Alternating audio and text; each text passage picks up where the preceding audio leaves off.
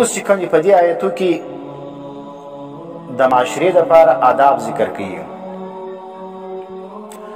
دغه واقع د سره دا متعلق هم دي.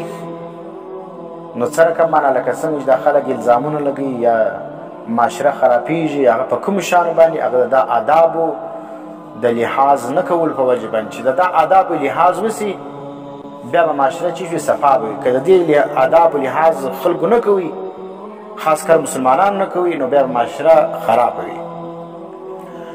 نو اول چې کوم دی هغه دا دی، الله ای ایمان والاو تاسو مه داخلیږئ کورو لره چې ستی د کور ماسې وایي، من د پردي کور له چې ته ځې یا پردي خونې له ځې، نو بغیر اجازته د پردي کور او پردي خونې له مه ځه.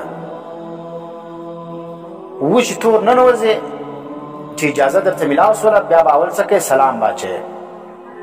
وتسلمو علی اهلها، سلام باچوې پر دې کور والا باندې یا پر دې کوټې والا باندې.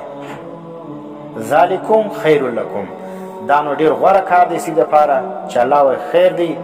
نو معلومه خبره ده که پر دې عمل نه وسي نو بیا شر دی. لعلکم تذکرون، دې دپاره چې تاسو نصیحت واخلئ. آداب د استئذان زده کړئ. د یو چا کور ته داخلیږي یا د چا کوټې ته داخلیږي، په کار دی چې دی د دې آدابو خیال وساتي. اول دا دی تقدیم السلام قبل الاستئذان، چې د چا د کور ته دی ولاړ وي یا د چا کوټې ته ولاړ وي، اول وار چې هغه ورته څوک یې دی بس ورته وایي السلام علیکم ورحمة الله وبرکاته. د خبرو مخکې به اول سلام واچي. دویم چې دا کم سړی دروازې ته ولاړ دی، دا به د دروازې مخ ته نه درېږي، د دروازې و سیټ ته به درېږي.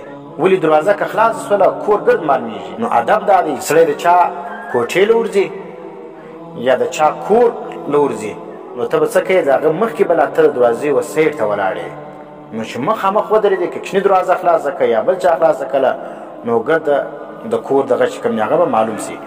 نو ځکه دا دویم ادب دی د مستأذن دپاره چې د اجازه غواړي، دروازې مخ ته به نه درېږي مخامخ،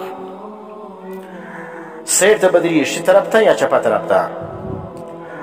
دریم ادب دا دی چې د چا کور ته ودرېدلې یا د چا کوټې ته ودرېدلې، درې واره تا ته اجازه شته چې اجازه واخلې. منه درې وارې وټکوه یا درې واره چې کوم هغه اطلاع ورکه، ګیانټي ورکه. اوس که چې د درو وارو بعد تاله جواب نه رالی، نو بس بیا ځه.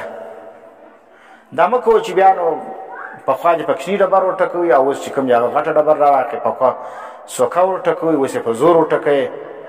نو دا مه کوه.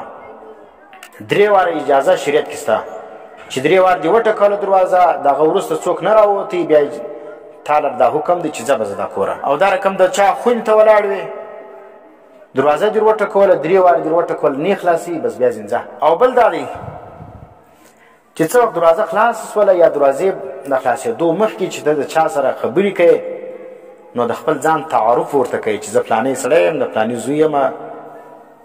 نو تعارف ضروري دی. او که خالي دا ورته وایي چې زه یم ما نه پېژنې، نو دا خبرې چې کوم دي هغه فالتو خبرې دي. تعریف د ځان چې کوم شرعي طور دا لازم دي. او پنځم ادب دا دی چې دروازه به ډېره په زوره نه ټکوي. دومره قدر چې هغه کور له هغه اواز ورسېږي، بس دونه قدر مناسب ده. او دونه په زوره ټکول چې ګرد کلی اوري او خلک چې کوم دي هغه په دې باندې په تشویش کې ولېږي، نو دا بد کار دی. شپږم چې سړی راځي خپلې کوټې لره، نو هم په کار دا دی که واده والا یي، نو هم دله په کار دا دی چې دی چې شو کي د هغه مخکې د داخلېدو اذکار شرعیه یا ټوخه وکړي، غاړې تازه کړي. نو ځکه که هر څو دغه د انسان خپله کوټه وي، لیکن کیدای سي زوجه په داسې حالت کې وي چې هغه کې لیدل هغه دی دا یې نه خوښوي چې دی وویني په دا حال کې. نو ځکه په کار دا دی چې د خپلې خونې له راځي هم د څه وکړي، غاړې تازه کړي. او اووم ادب دا دی د بل چا کور ته کتل بغیر اجازه ته دا حرام دی. دا چې د چا کره ولاړ سي میلمه یي، نو دا دې نه کوي چې سترګې غړۍ واري یوې خوا ته وګوري، بیا بلې خوا ته وګوري، بیا بلې خوا ته وګوري. ته خو میلمه یې، کوټې له ځه، بس کښته به ګورې، ځې به کوټې له.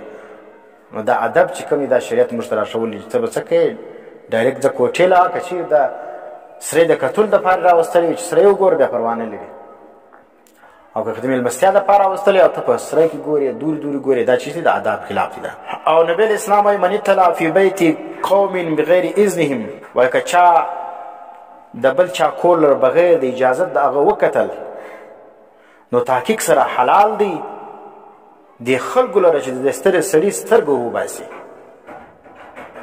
د چاو کورو ته چې خلک بغیر اجازته ګوري نو دغه سترګې ایستل چې کوم دی هغه جایز دی دا دونه غټ سزا لري نو اوس د دې څخه معلومه شوله علما لیکي چې خلک چې تر سوریانو ګوري یا تر چاکو ګوري یا تر کړکیانو ګوري یا د دروازو تر درزو ګوري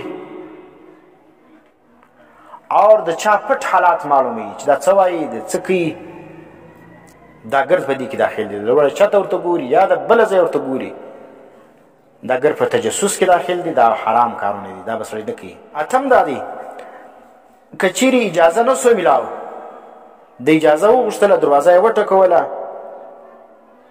نو اجازه د کور د خوا جواب نه رالی په دا خبر دی چې دا ته څوک سرچینې وخلاصي بس بیا په کار دی چې دوی تشي ولاړ سي دا زموږ معاشره کې دا یو شی هم نشته دا ګرد د معاشره دې خلاف روانه ده دا په کار دی چې موږ په دې باندې عمل وکړو او بل نم ادب دا دی که چیرې په یو کور کې څوک نه ولو نو بغیر اجازه ته کور له داخلېدل دا منع دی دکان دی کوټه ده کور دی خونه ده هغه سړي د اجازت بغیره تا له اجازه نسته چې وردننه سي دا خونې لره دا کور لره نسي داخلېدی نو که چیرې داخل سولې او بیا یو کار وسلو بیا چې شي د هغه پر تا باندې راځي لسم دا دی چې څه وخت بیا سړی د یو چا د کوره څخه رخصت اخلي رالې ډوډۍ وخوړله مېلمستیا وسوله نو په کار دی چې وځي هم اجازه واخلي دا ته استئذان عند الخروج وایي چې وځي نو به هم اجازه اخلي